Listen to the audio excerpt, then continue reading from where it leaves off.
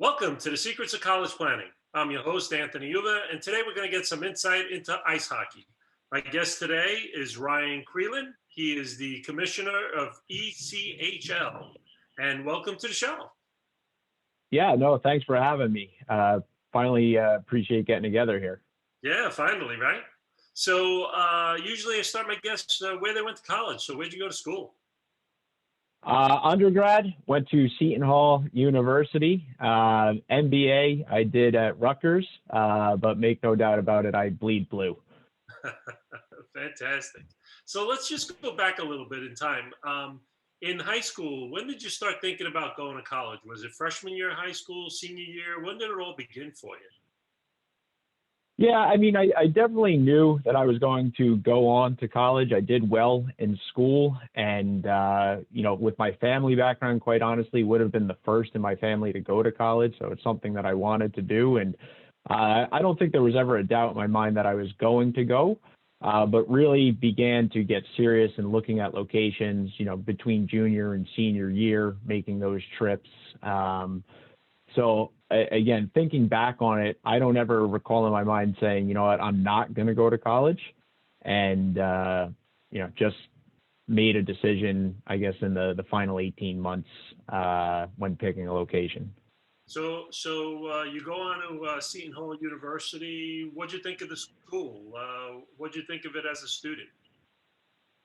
Yeah, no, I loved my time there, the entire experience. I'm Jersey through and through, so was able to stay in Jersey, which was nice. The ability to get home when I needed to, but still get the full college experience. Lived on campus for 3 of the 4 years and then 1 year off, played hockey there, so had a good group. I was in the business school and in the sport management program. Really enjoyed my time with the faculty in that program and really the student body. I still have a lot of friends that came out of that program, and it was just the right fit for me all around. Great. So you graduate from there. You go to Rutgers University for your master's. What's the difference between the 4-year college and then going for your master's at Rutgers? Yeah, so, and perhaps a little bit more backstory there too. I didn't immediately go. I began working for the ECHL really coming straight out of undergrad. They allowed me to take 2 weeks off after graduation, kind of enjoy it, and then right into the workforce thereafter. And so I started there, again, pretty much immediately after commencement. 2 years off of schooling, and then began my MBA at Rutgers in 2008 and did that part-time. So working full-time, going to school at night part-time. A completely different experience, the full-time versus part-time, working a full day and then having to do night classes. I can remember not eating dinner till 10:30 at night most school days. Because I'd leave work and go straight to class and then get home for dinner. So it was a grueling period of time, was able to complete it in, I think, about 2 years, maybe 2.5 years. But yeah, just a complete different experience from a day-to-day standpoint, and the class makeup and even the protocol of classes just was a way different experience than undergrad. So you go to ECHL, and do you become the commissioner right out of college? No, that's not the track. I actually started as an intern, was finishing my senior year of college, decided to do an additional internship, was fortunate enough to parlay that right into a full-time job, and believe it or not, have been there ever since. And so have held a variety of different positions, mostly on the business side, just continuing to grow, learn new skills, and eventually make it up to the commissioner position. So I've been told that it's a story that doesn't happen too often, but it happened for me. Fantastic. So give us a sense of what the commissioner does at ECHL. Yeah, well, no 2 days are alike. I can assure you of that. And I can assure you, too, this year is different than any other year in the commissionership of the ECHL and really all of sports. But it's really overseeing the entirety of the league on both the business and hockey front. We're AA hockey. We're affiliated with the NHL and AHL. So if it's akin to the baseball model, again, we're that AA level. In a normal year, or 26, 27 teams. Next year we'll have 27 teams. This year, because of the pandemic, only 14 of our teams are playing. But again, overseeing everything on the ice, we certainly have a hockey operations department that manages the day-to-day in detail, but trying to grow our on-ice product. And then my background and what I specialize in is the business side. So, not only managing the day-to-day of the league office, but helping all of our teams grow their business across the continent. We have 2 teams in Canada as well. Wow, fantastic. Very interesting. So what is the process for students? Do they have to go to college first to play ice hockey before they go there, or do you see kids like the NBA go from there to the minor leagues of NHL to the NHL?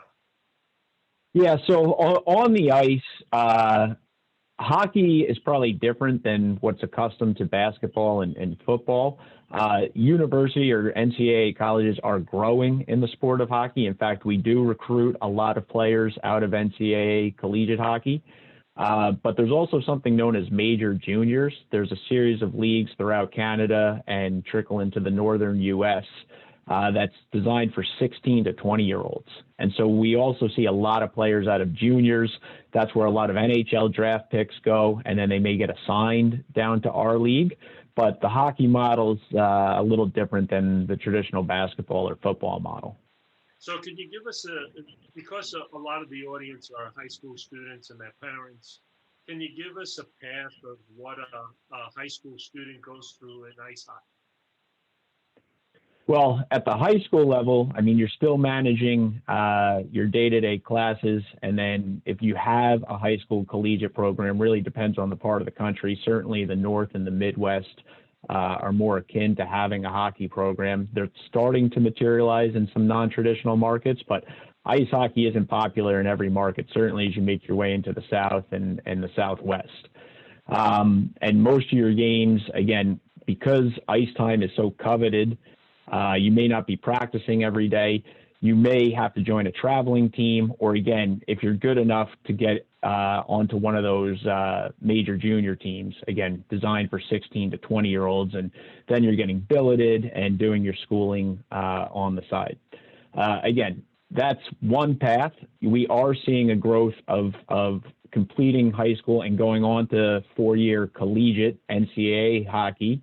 And then you're in a Division I program like you would be in football or basketball. And at completion, so for instance, in our league, we have something that's known as an amateur tryout. So at the completion of your collegiate career, you could kind of get a cup of coffee in our league and try your hand at the pro ranks, or certainly even earn a pro contract.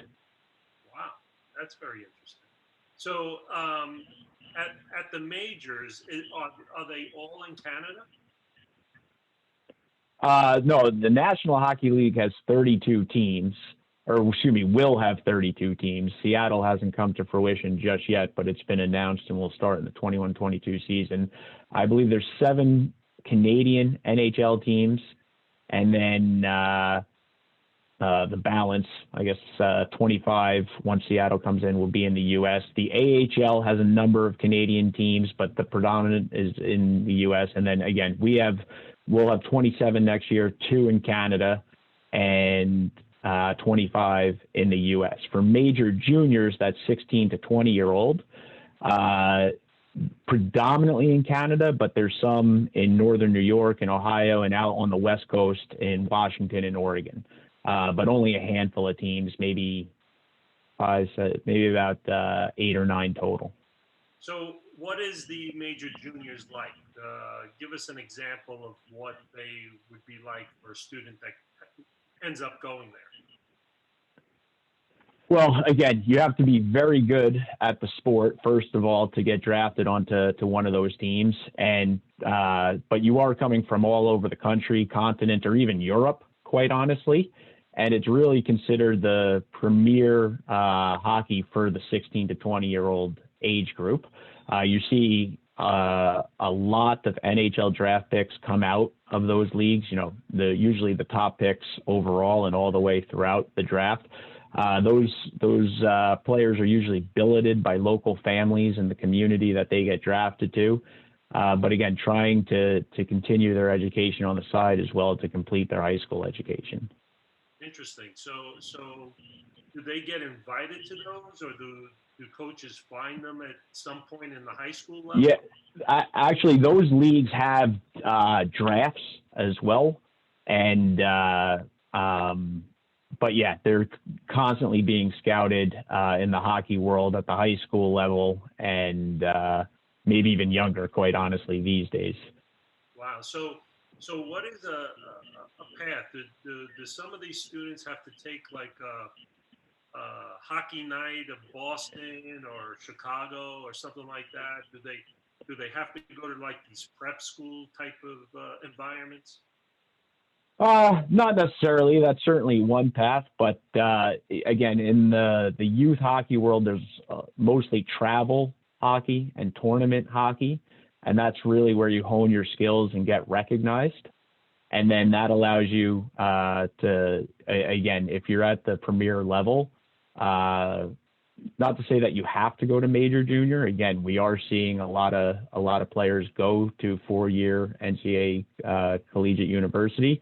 But if you're 14, 15 and looking to take the next step in your game, major juniors is certainly an opportunity.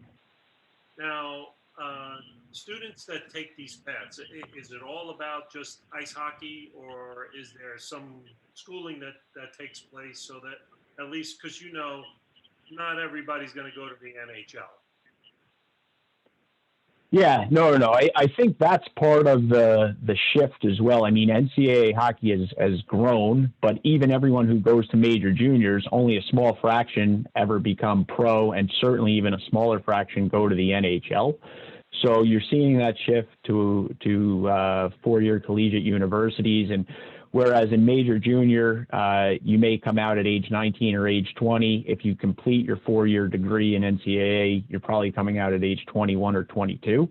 But you are seeing at least partially that shift because of the focus, one, on the hockey improving, but two, on the education that goes along with it. You're now coming out with a 4-year collegiate degree.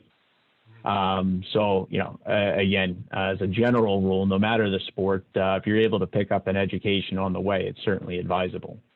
So do you see more students taking the NCAA route just because they get that education and then they can go get a job somewhere?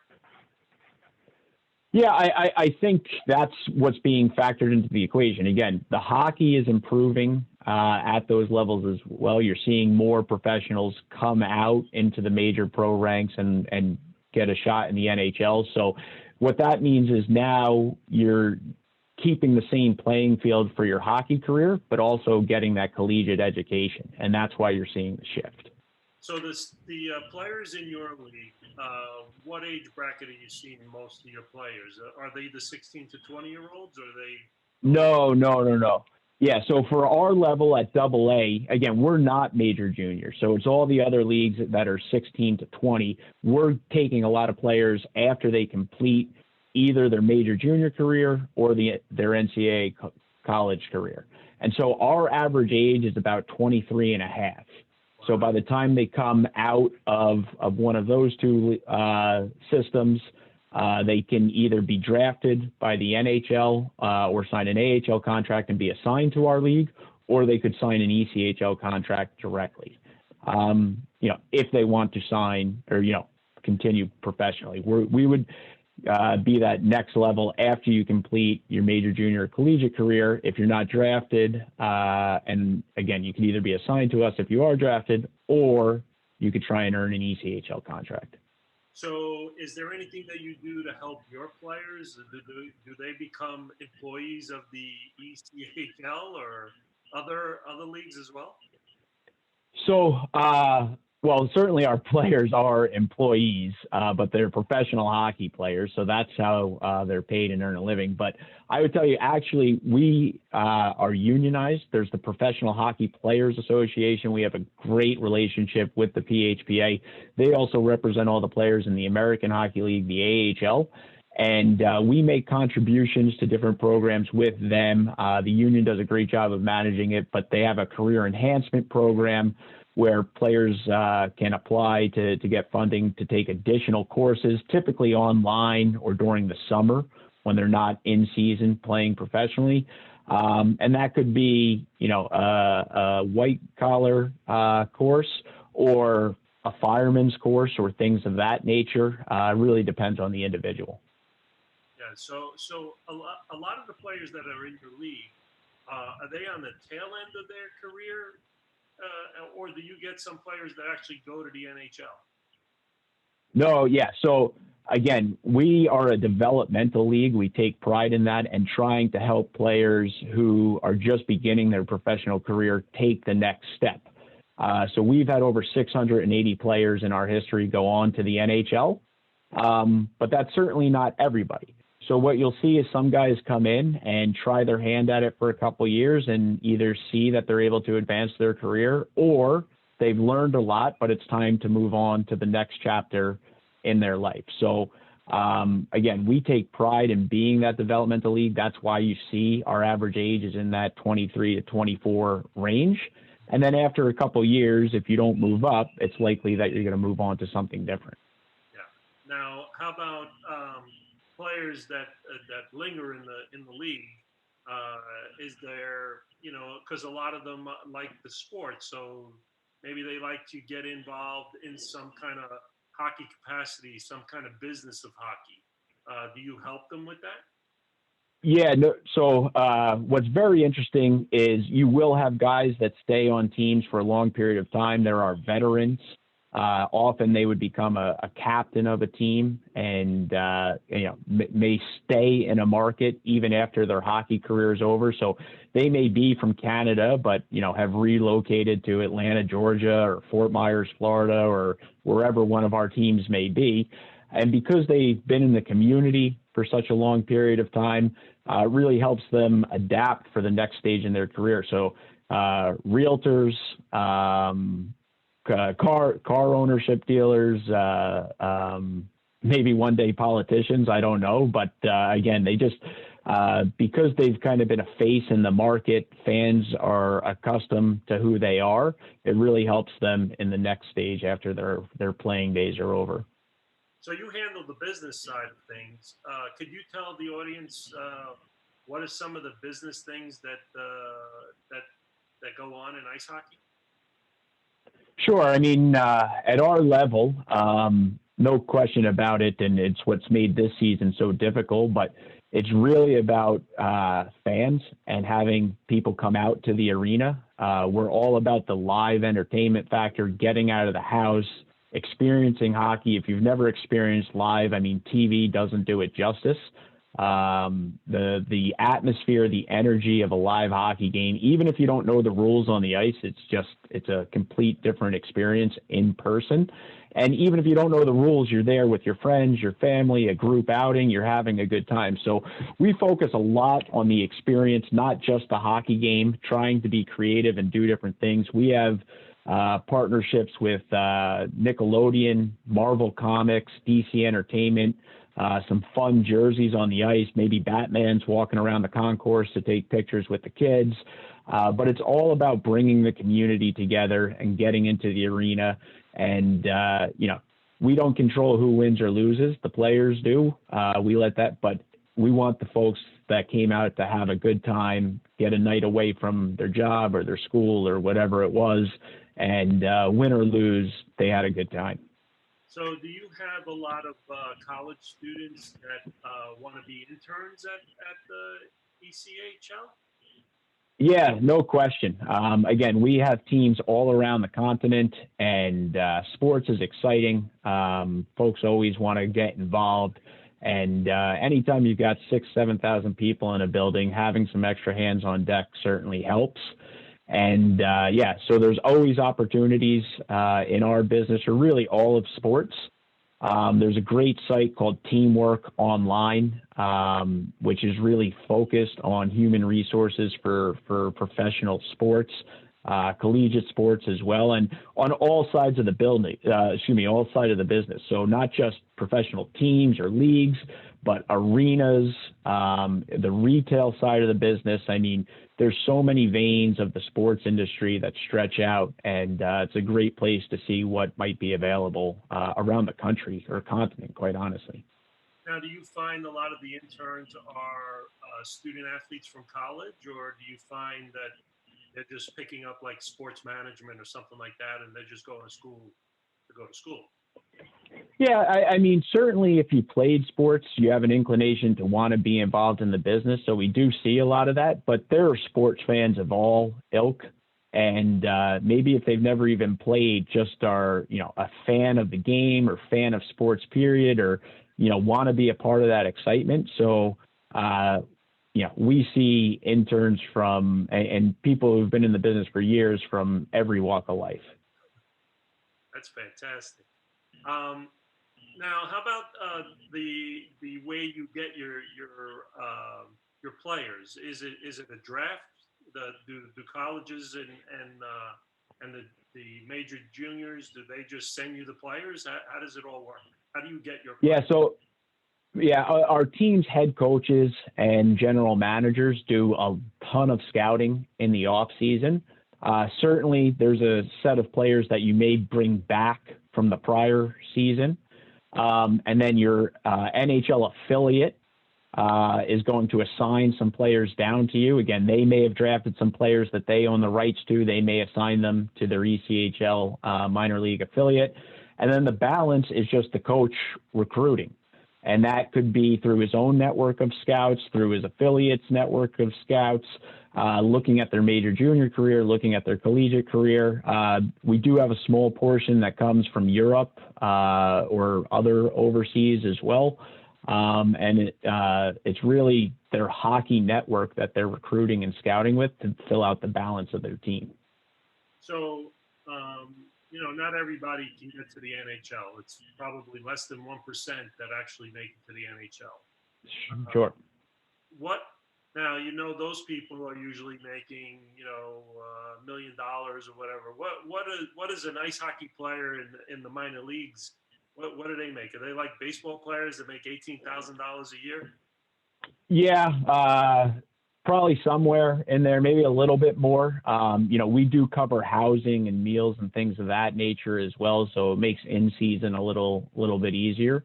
And if you're on an NHL or AHL contract assigned to the ECHL, you're certainly making some more money than that. But it's like everything else; it's better at the top, and it's part of the driving force, I guess, as well, to try and advance your game to the next level. So, what type of players are usually playing ice hockey? Do you find a lot of just the bigger guys playing it, or do you find any type players? Yeah, no. I mean, hockey's a pretty interesting sport in terms of, how you can be successful.